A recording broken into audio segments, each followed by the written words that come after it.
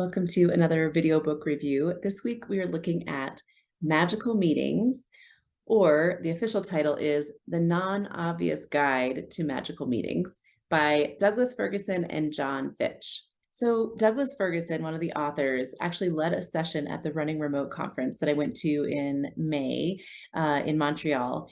And it was great. We actually, you go to presentations back to back for 2 straight days, and this was the last one I went to.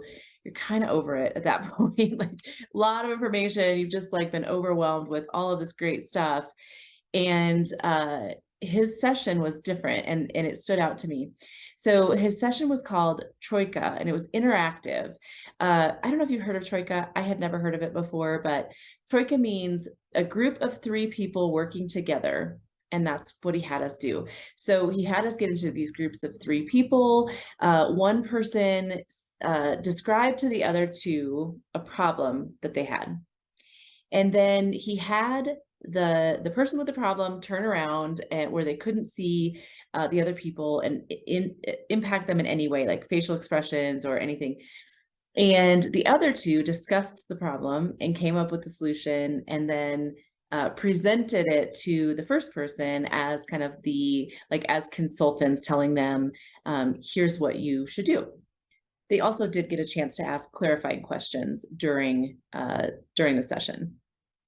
So after all of that, the person with the problem wrote down on a piece of paper the one thing they were going to do to move towards a solution to the problem. It was a really great way to get people to kind of remove themselves from the problem and think through a way that they could actually proactively solve the problem.